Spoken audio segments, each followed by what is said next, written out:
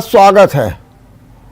उत्तर प्रदेश विधानसभा चुनाव का पहला चरण कल पश्चिम से चलेगा और ये पश्चिम का जो क्षेत्र है 11 जिले हैं, 58 सीटें हैं और इन 58 सीटों में 53 सीटों पर पिछली बार बीजेपी ने कब्जा किया था।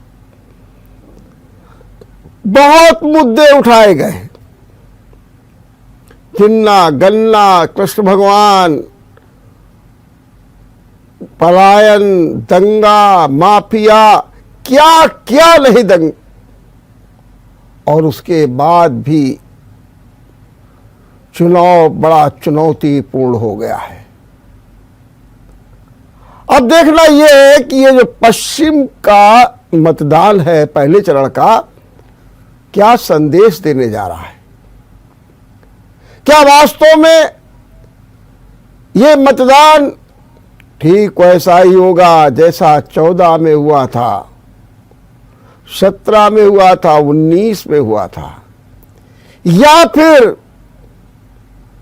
जो किसान आंदोलन को लेकर के करवट बदलने का काम है, क्या उसका भी कोई प्रभाव दिखाई देगा। आज इसी पर चर्चा करेंगे और इस चर्चा में मेरे साथ दो मेहमान जुड़ गए हैं। आइए हम उनका परिचय करा दें। हमारे साथ है भारतीय जनता पार्टी से विवेक श्रीवास्तव जी, मैं आपका बहुत बहुत स्वागत करता हूं। और हमारे साथ है आरएलडी के प्रवक्ता इंद्रजीत सिंह जी, मैं आपका भी बहुत बहुत स्वागत करता हूं। विवेक जी, क्या वास्तव में कल का जो पहला चरण है वो आपके लिए बड़ा चुनौतीपूर्ण है। ये दर्शक हमारी स्क्रीन अचानक बंद हो गई है, तो हेलो जी बोलिए विवेक जी। आवाज आ रही है हमारी? हाँ बोलिए जी। मेरी स्क्रीन अचानक दर्शक बंद हो गई है।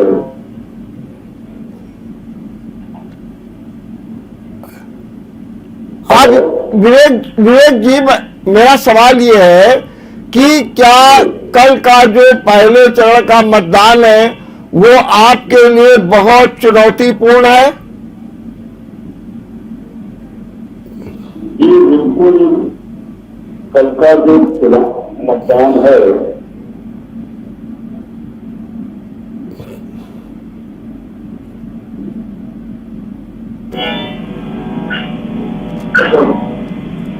विवेक जी से थोड़ा सा संपर्क नहीं हो पा रहा है।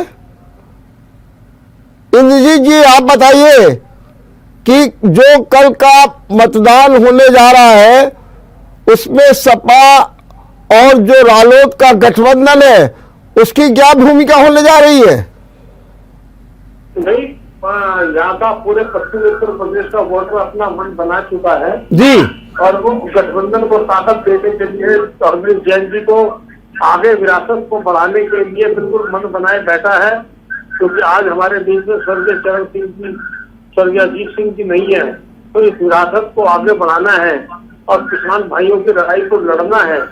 तो विरासत को आगे बढ़ाना है और बढ़ाने के लिए चौधरी जैन जी को ताकत देनी पड़ेगी और किसान बिरादरी जितनी बिरादरी है सब लोग अपना भाई बैठे हैं। तो क्या आप विरासत को बढ़ा रहे हैं आगे की ओर, क्या किसानों के मुद्दे को लेकर के जो है आप मतदान करने जा रहे हैं। नहीं कह रहा हूँ जी,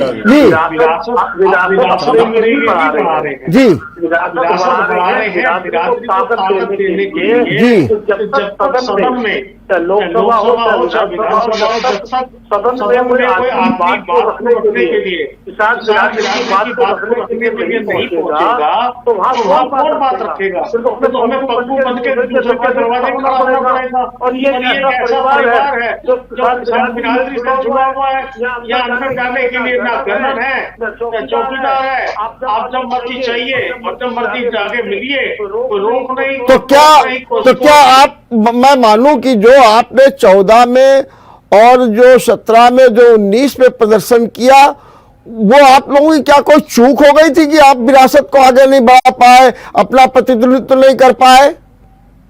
नहीं, ऐसा है, बदलाव एक जीवन की प्रक्रिया है जी। और बदलाव वो कोई भी हो, अगर रोटी आप नहीं पलटेंगे, माता हमारी बताती होती है कि अगर रोटी नहीं पलटेंगे तो रोटी जल जाएगी। परिवर्तन एक नियम है।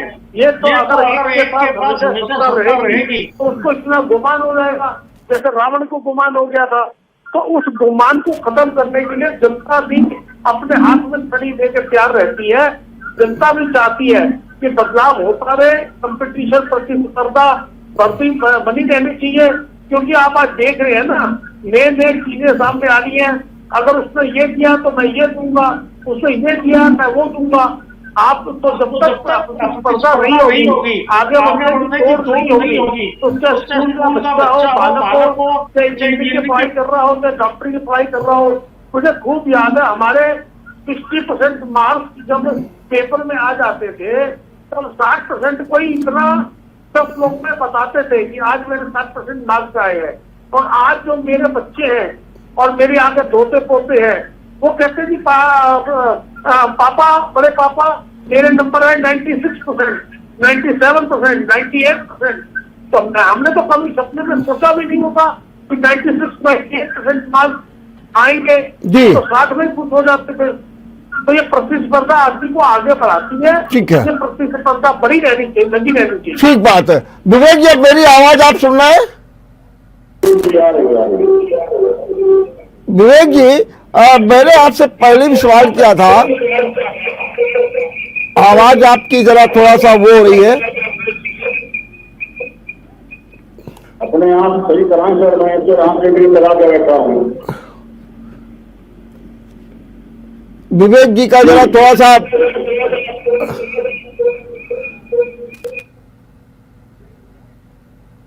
हाँ विवेक जी, अब आपको मेरी आवाज आ रही है? अच्छा इंद्रजीत जी, ये जरा बताइए कि इस चुनाव में बहुत से मुद्दे उछाले गए, जिन्ना, गन्ना, श्री कृष्ण, और साथ में दंगा फसाद, माफियागिरी, पलायन, कैराना, सब कुछ रह गया। आखिर आप हमको ये समझाइए कि इस चुनाव में कौन सा मुद्दा हावी हुआ या कौन सा मुद्दा सामने आ रहा है? सबसे बड़ा मुद्दा है महंगाई जी, जिस पर सत्ताधारी सरकार ना केंद्र की और ना प्रदेश की जिस मुद्दे पर बात ही करना नहीं चाहती। हालात देखिए, खाने का तेल, गरीब आदमी, खाने का तेल क्या रेट हो गया, 200 रुपए, ठीक है। सब्जियों के दाम, दालों के दाम क्या हो गए हैं।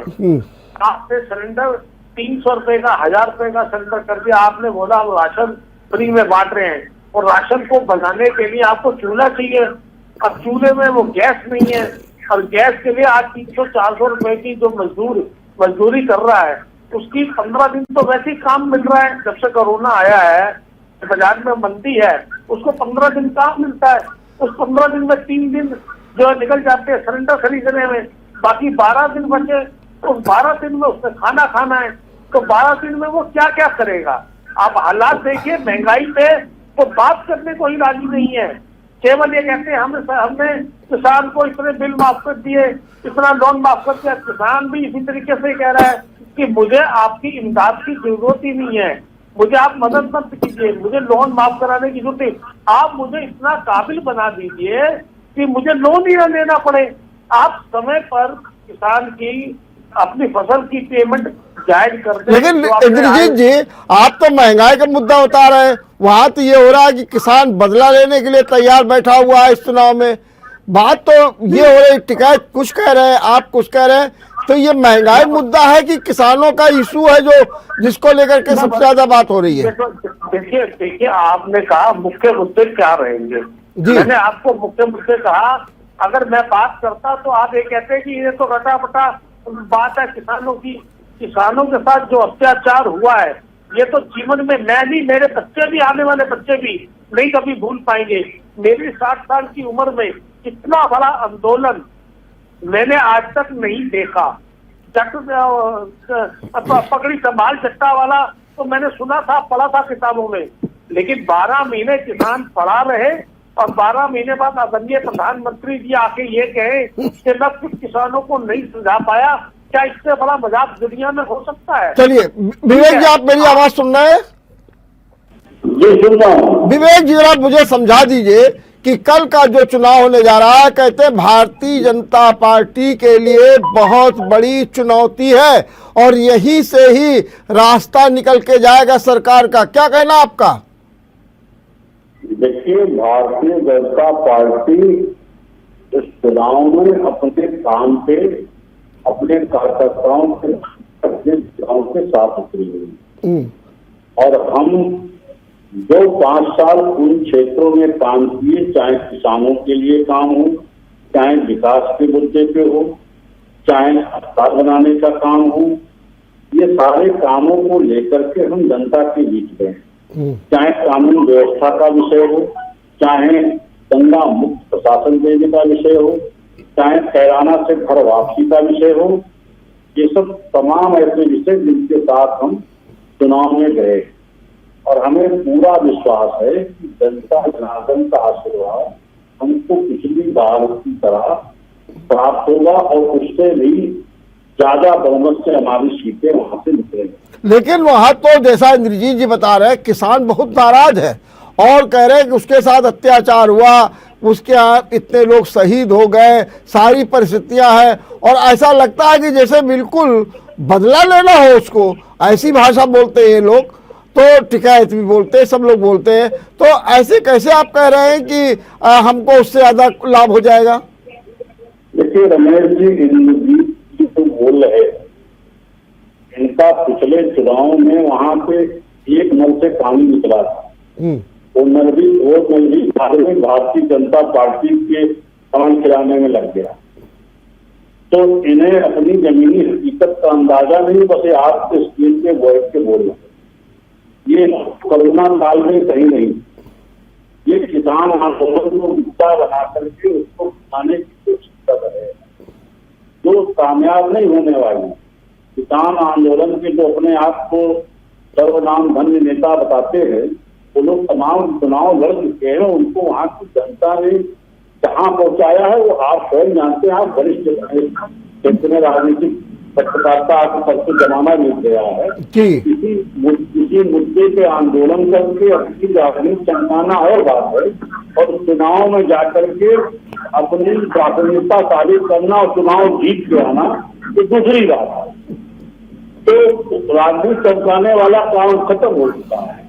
मोदी जी ने उन किसान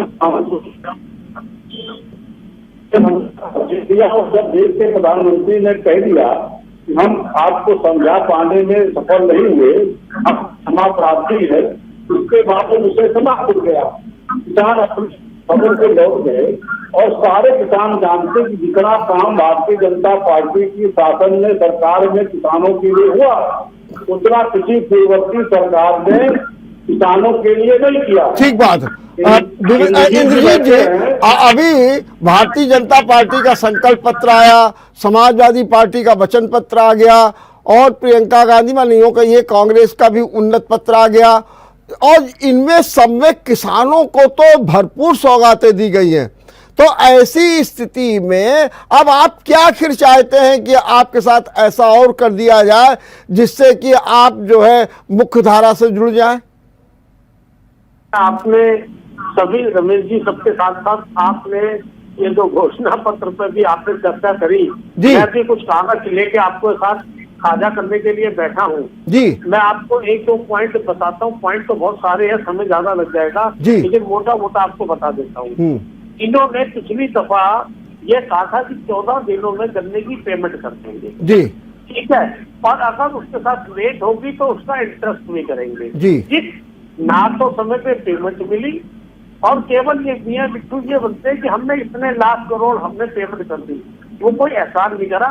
किसान ने अपना गन्ना दिया था, हमने गन्ने की पेमेंट करी है, और सदन में खड़े होके 37,000 करोड़ रुपए की पेमेंट अभी भी बाकी है। राज्यसभा में 6 दिसंबर को ये घोषणा करी गई कि 3,700 करोड़ रुपए अभी भी बकाया है, और इंटरेस्ट अलग है। ये तो आपको मैं बता रहा हूँ केवल जो सदन का आंकड़ा है, जो सदन में 6 दिसंबर को बोला गया। तो ये घोषणा पत्र, ये जो घोषणा पत्र का क्या नाम है, एक बात। दूसरा, इन्होंने ये कहा था कि किसान की खेत जहाँ से गन्ना पड़ा होता है वहां से लेकर और मिल के लाने तक जिनका पेमेंट डिल हो चुका है उनसे कार्टेज का पैसा नहीं लिया जाएगा, ढुलाई का पैसा नहीं लिया जाएगा, लेकिन पेमेंट तो करा नहीं और उल्टा सबसे पूरे चार्ज लिए जा रहे हैं। ये कहा था अगर आपका पेमेंट होल्ड है तो आपसे चार्ज नहीं लिया जाएगा कार्टेज का, और अगर कार्टेज आपको पूरा दे दिया गया है पेमेंट तो आपसे कार्टेज दी जाएगी, लेकिन पेमेंट करा दी और कार्टेज दूसरे की जा रही है। ये इनका घोषणा पत्र मैं आपको बता रहा हूँ। और उसके अलावा इन्होंने एक योजना बनाई थी पिछले सदन 2017 में कि चौधरी चरण सिंह जी के नाम से एक फंड, सिंचाई बजट का नाम से फंड बनाया था कि 20,000 करोड़ रुपए उस पर खर्च करे जाएंगे।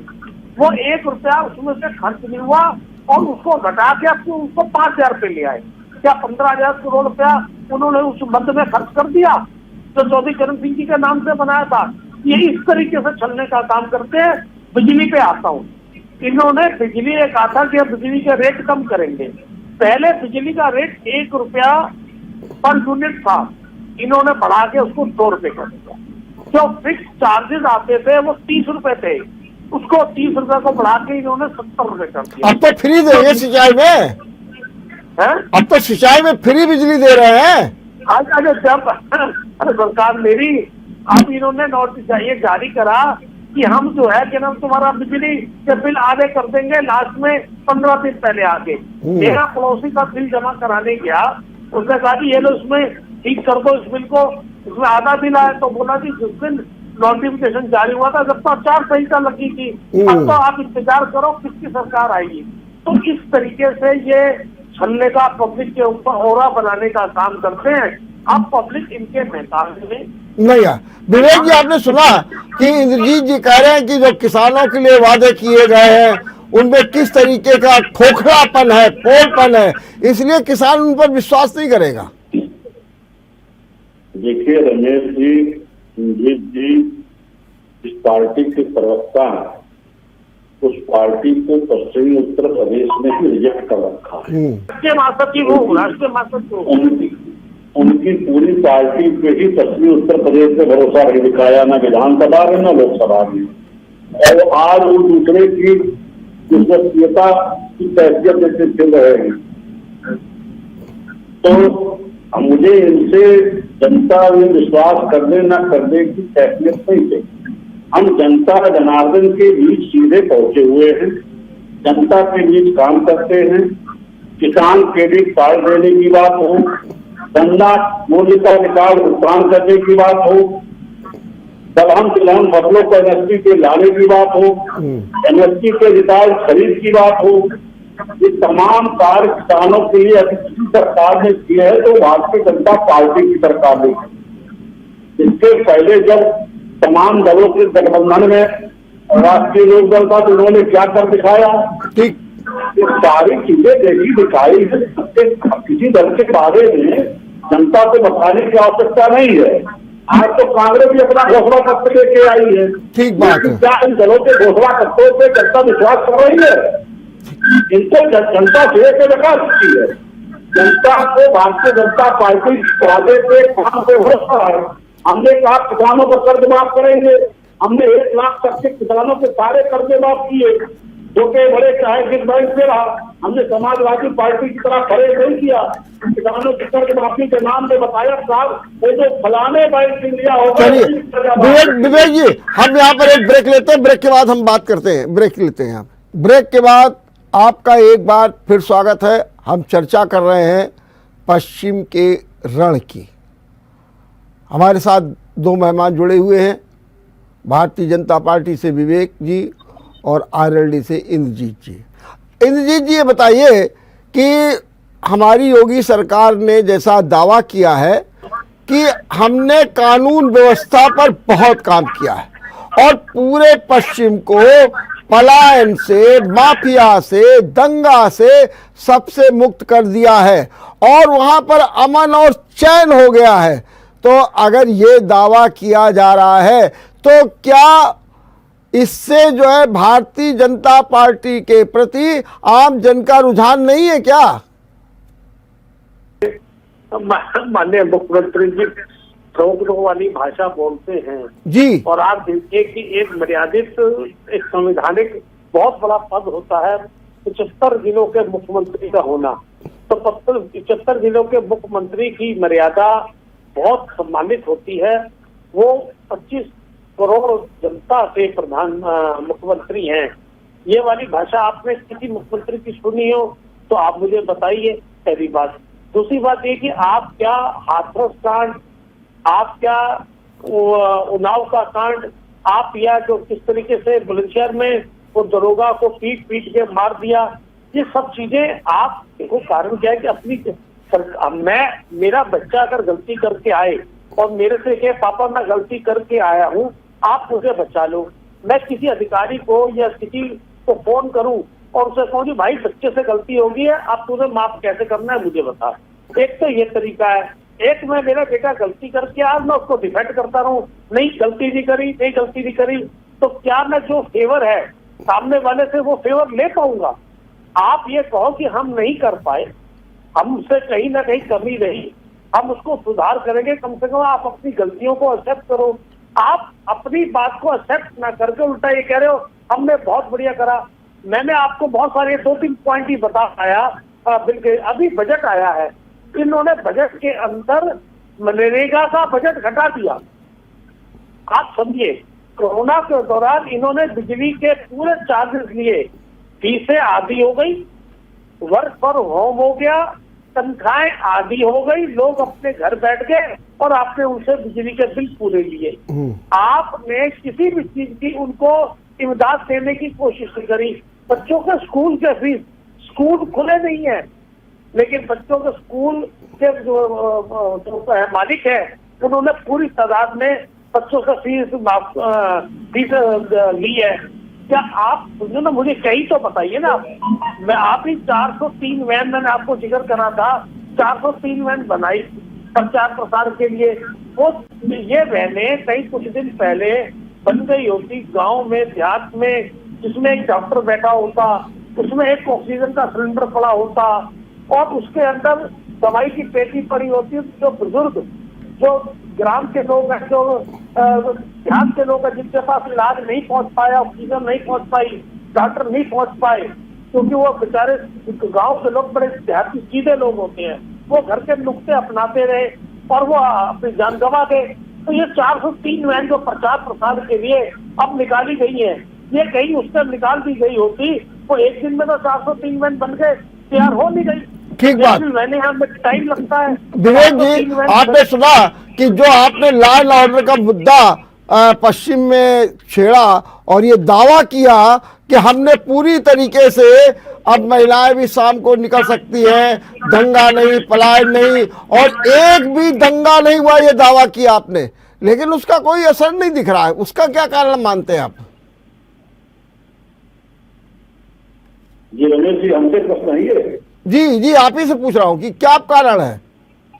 देखिए रमेश जी, हमारे इंजीत जी से पूछिए जी कि मुजफ्फरनगर का दंगा क्यों हुआ। जी।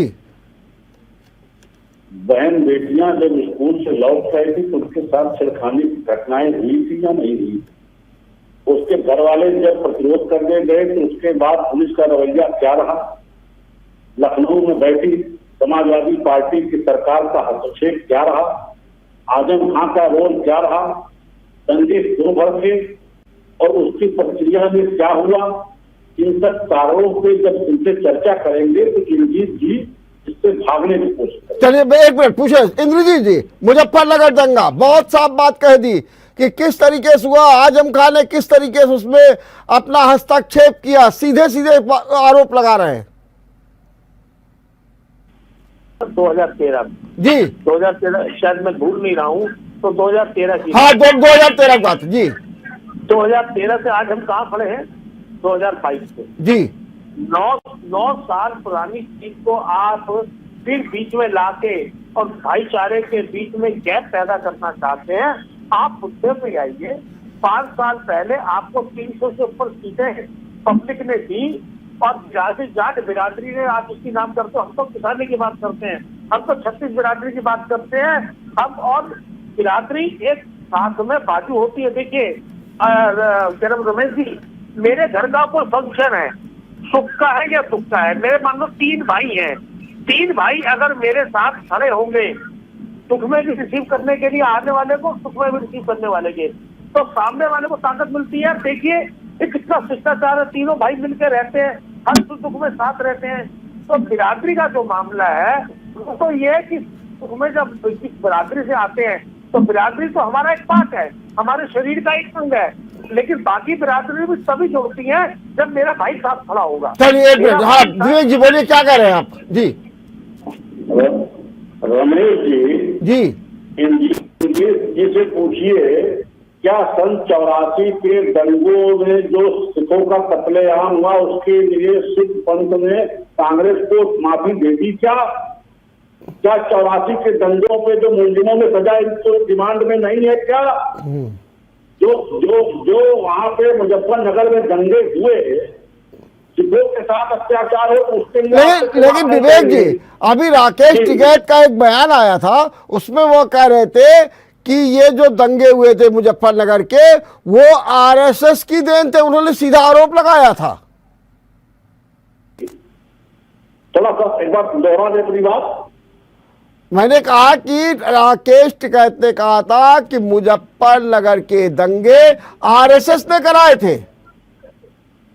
अब राकेश टिकैत जी क्या कह रहे हैं, कहाँ से उनको ये तथ्यात्मक जानकारी मिली, इसके बारे में तो वही बता देंगे। लेकिन रमेश जी आप ये बता दें तो जो बहन बेटियां छेड़ी गई, जिसके प्रतिरोध करने उनके मामा और भाई गए थे, उनको घेर करके क्या आरएसएस के लोग मारने गए थे? और उनके घर वाले जब शिकायत लिखते गए तो आजम खान को क्या आरएसएस से फोन करने को कहा था कि थाने में इनका मुकदमा ना लिखो, गिरफ्तारी ना करो? आजम खान आरएसएस के कार्यकर्ता तो है नहीं, और न सरकार में आरएसएस के लोग सुना बैठे थे। जिसके साथ जयंत चौधरी जी गलबैया डाल के घूम रहे हैं, वही सरकार में तो मुख्यमंत्री थे, उन्हीं के चचा आजम खान सेकंड मुख्यमंत्री थे।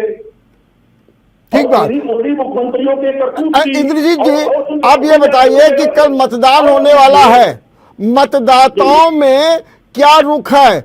बहुत सामान्य है, उत्साह है, या कोई ऊर्जावान है और बहुत तेजी के साथ मतदान करने जा रहे हैं, या पहले जो 64% मतदान हुआ था वो अब बढ़ जाएगा? क्या कह रहे हैं आप इस बारे में? रमेश जी मैं आपको बताऊं, कल मतदान बड़ा खुलकर होगा, ऊपर वाले की मेहर रहे, मौसम खुला रहे। आज मौसम अच्छा है हमारे इधर पश्चिम में, आज धूप निकली हुई है। कल इसी तरीके से बाबा जी से अरदास करता हूँ कि ऐसी धूप निकली रहे, और क्योंकि लोगों को, किसान भाइयों के 700 किसान हमारे बीच में से चले गए, उनके यहाँ 7 मिनट के लिए कोई आंसू बहाने नहीं गया, उनके परिवार के लिए कोई मुआवजे की घोषणा नहीं की गई, उनके परिवार में कोई नौकरी की घोषणा नहीं की गई। सब चीजें साइलेंट होके मत के प्रयोग करके, अपनी ताकत का प्रयोग जो संविधान में हमें बाबा साहब ने अधिकार दिया मत का प्रयोग करने का, उस हद का, उस मतदान का कल अपने मत का प्रयोग जनता करेगी और इनको जवाब देके भेजेगी आप जनता के साथ किस तरीके का छल करते आए हैं। अब जनता और नया युवा साथी अब इनके छल में नहीं आए। लेकिन लोग कहते हैं कि जो ये सपा का और रालोद का गठबंधन है, वो कहते हैं ज्यादा दिन चलने वाला नहीं है, क्योंकि दोनों की अपनी ईगोज हैं, महत्वाकांक्षाएं हैं, दोनों अपने ढंग से, और ये बार बार इसीलिए बीजेपी भी कहती है कि आप आ जाइए, गलत रास्ते पे चले गए जयंत, तो इसकी भी शंका है लोगों में।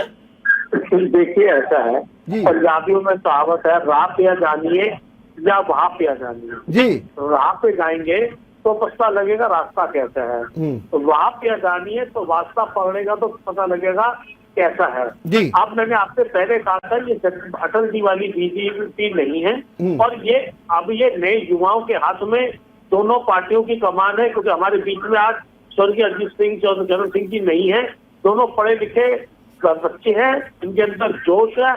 आप देख लो सरकार पूरी कैबिनेट, कई मंत्री लगे हुए हैं चुनाव प्रचार में, गृह मंत्री, राज्य मंत्री पर सब चीजें चल रही हैं, और ये दो युवा अकेले लड़ रहे हैं।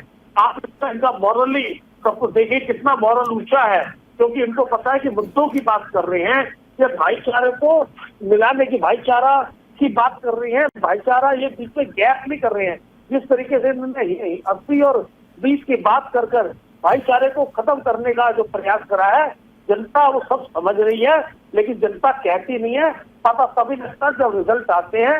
आपने देखा बंगाल में भी, आपने देखा दिल्ली के चुनाव में भी, आपने देखा बहुत ज्यादा दूर नहीं है, 1 महीने बाद आप भी यही रहेंगे, मैं भी रहेंगे, फिर डिबेट पे बैठेंगे, फिर आप कहोगे वाकई इंद्रजीत जी आप ठीक कह रहे हैं। ठीक बात है। विवेक जी क्या कह रहे हैं बताइए। देखिए रमेश जी, जो इंजीत जी कह रहे हैं, जी पहले बात तो ये गठबंधन कोई आज पहली बार नहीं हुआ, समाजवादी पार्टी का रैली है, पहले भी हो चुका है। उसका क्या हल हुआ है जनता देख चुकी है।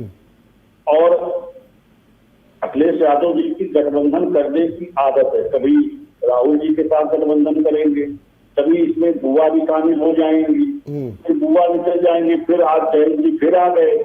ये सब चीजें होती रहे। हाँ, हमने जो कहा, हमारा स्पष्ट मत है कि बहुसंख्यक मतों में बिखराव नहीं होना चाहिए, हम उसकी बात करें। अब रही बात जिसको गलत रास्ते पे जाना है तो उसको गलत रास्ते पे गया, हमारा ये फर्ज है कहने का कि भाई आप गलत रास्ते पे जा रहे हैं, ये रास्ता आपका अच्छी जगह नहीं जाता। आपको याद होगा जिस समय मुजफ्फरनगर तंजीम हुए और उसके बाद समाजवादी पार्टी ने जो उसमें वो बनाया, रिहायशी कैंप बनाए, जिसमें मुस्लिमों को रहने की व्यवस्था की गई, उसमें भी 60 बच्चे मर गए, बुखार से, जाड़े से मर गए। और उसी समय अखिलेश यादव सरहई के ऐसी कैंपों में आलिया भट्ट का नाम दे गए। ये ऐसी गैर जिम्मेदार, गैर राजनीतिक सरकार चला चुके हैं अखिलेश यादव।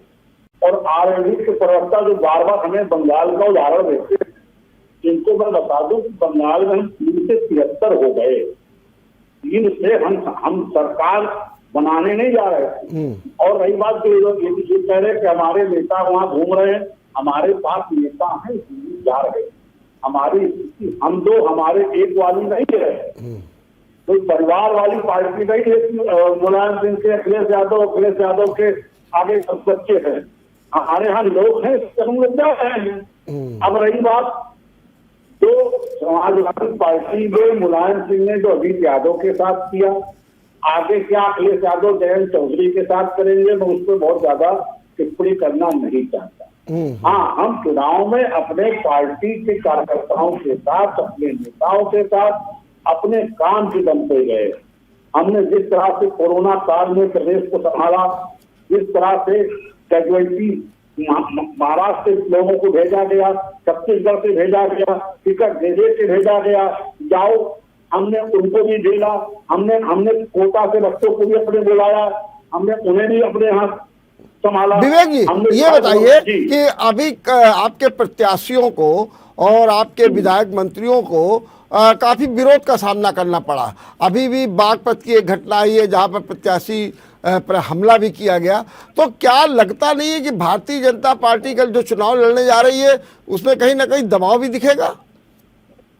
देखिए, मेरी स्पष्ट बात, इस तरह की जो घटनाएं हो रही है जी, वो पार्टी विशेष के लोग इस तरह की जानबूझ की घटनाएं कर रहे हैं और इसको टूल देकर के दिखा रहे साहब बीजेपी का बड़ा विरोध हो रहा है, जबकि ऐसा कुछ नहीं है। हम भी उसी समाज से हैं, हम भी उन्हीं के बीच काम कर रहे हैं और उन्हीं के बीच से हम यहाँ तक पहुंचे हैं। तो ऐसा कहीं कुछ नहीं कि ये प्रदेश हमारा नहीं है, ये गांव, ये जिला, ये गली हमारी कहीं हुई नहीं है, तो ऐसा कुछ नहीं है। ये सब पूरी बकवास है। भारतीय जनता पार्टी का कार्यकर्ता 365 दिन जनता के बीच उपस्थित रहता है। हम सीजनल पार्टी रही है। पूछ लीजिए लोगों से कोरोना काल में कहाँ थे। कोरोना काल में तो जयंत चौधरी नहीं दिखाई दिए, अखिलेश यादव नहीं दिखाई दिए, मुजफ्फरनगर दंगे के समय जयंत चौधरी कहाँ थे। ठीक बा। इंद्रजीत जी आपको मेरी आवाज आ रही है? इंद्रजीत जी आपको मेरी आवाज आ रही है? इंद्रजीत जी,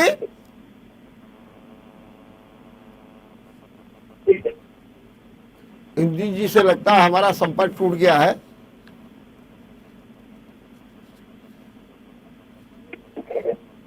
टूट गया है पश्चिमी उत्तर प्रदेश, गिरेगा नहीं। इंद्रजीत जी से हमारा संपर्क टूट गया। चलिए विवेक जी आप ही बताइए कि आप जो पिछले 3 चुनाव हैं उसी को दोहराने जा रहे हैं या फिर कहीं ना कहीं इफ एंड बट आपको जरूर दिख रहा है? रमेश जी, हमने जो पिछले 3 चुनाव लड़े हैं हम उससे भी अच्छा करने जा रहे हैं जी। पिछली बार तो इन लोगों के खाते खुल गए थे, अब इनके खाते नहीं खुलने वाले, टुकड़ा साफ हो जाएगी। किसानों के बीच इन लोगों ने कोई काम नहीं किया। हमने गन्ना का रिकॉर्ड भुगतान किया है, जितना मायावती जी की बसपा सरकार में और अखिलेश यादव जी की सपा सरकार में नहीं हुआ, समाजवादी पार्टी की सरकार में, उससे ज्यादा भुगतान हमने गन्ना किसानों का किया है। ये चुनाव पश्चिमी उत्तर प्रदेश का टोटल गन्ना बेल्ट में है। ठीक बात। किसानों को सम्मान निधि देने का काम पहली बार भारत सरकार ने किया है। ठीक बात। इसके पूर्व में कभी किसानों के लिए किसी ने कुछ सोचा हो तो बता दीजिए। इंद्रजीत जी आप मेरी आवाज सुन रहे हैं? हाँ जी, हाँ जी, हाँ जी। अच्छा इंद्रजीत जी, ये आप खाली आखिरी में बताइए, आप तो कह रहे हैं विवेक जी की पूरा सुपड़ा साफ हो जाएगा सब कुछ। पिछले बार 58 में 53 सीटें बीजेपी को मिली थी, 2 सीटें सपा को, 2 सीटें बीजेपी को और 1 उनको मिली थी अन्य को। मेरा सवाल आपसे सीधा सीधा ये है कि मुझे जरा ये समझा दीजिए कि कल आप कितनी सीटें लेने जा रहे हैं? देखिए, मैं कोई जोशी तो हूँ नहीं जी, और मैं तो सिर्फ यही कह सकता हूँ आपको कि इनको अपनी सीटें ढूंढनी पड़ेंगी जी। बीजेपी को आपको अपनी सीटें ढूंढनी पड़ेंगी। या कौन से क्षेत्र में हमारी सीट आई है? अच्छा। पहले जिस जनता ने इन पर ट्रस्ट करा और 3 दफा ट्रस्ट करा, 14 में, 17 में, 19 में, जो ट्रस्ट करा उस ट्रस्ट पे ये खरे नहीं उतरे और जनता ने इनको बार बार मौका दिया और सभी मौकों पे ये पीछे हट गए, अपने वायदों से पीछे हट गए। और जो पिछले संकल्प पत्र में किसानों को लेकर इन्होंने घोषणा पत्र जारी करा था, उसको ऐसे के ऐसे दोबारा से पेश कर दिया है। घोषणा पत्र में कोई भी घोषणा ऐसी नहीं है जो इन्होंने पूर्ण करी हो और वे किस वायदे के, इसीलिए तो इनको गन्ना 2013 का दंगा और इनको सब चीजें याद आ रही हैं। अगर इन्होंने काम के बताओ मुझे, आप रमेश जी इतने पुराने पत्रकार है, ये स्मार्ट सिटी बनाने की बात कर रहे थे, कौन से शहर में स्मार्ट सिटी बनी है? चलिए बहुत बहुत धन्यवाद आप दोनों मेहमानों का, विवेक जी का भी और जी का। आप लोगों ने बहुत अच्छे ढंग से बातचीत की। निश्चित रूप से विवेक जी कह रहे हैं, माने बीजेपी कह रही है कि सुपड़ा साफ हो जाएगा, लेकिन आरएलडी कह रही है कि ढूंढे नहीं मिलेगी सीटें। अब देखना ये कि क्या होता है। असली फैसला तो 10 मार्च को होगा। देखते रहिए विचार मंथन। नमस्कार। अगर आपको हमारा वीडियो पसंद आया हो तो हमें लाइक करें, सब्सक्राइब करें और ज्यादा से ज्यादा शेयर करें। और हाँ, बेल आइकॉन दबाना ना भूलें ताकि हर खबर का अपडेट आप तक पहुंचे तुरंत। आप हमें इंस्टा, ट्विटर और फेसबुक पर भी फॉलो कर सकते हैं। हमारी आईडी है @JMT News।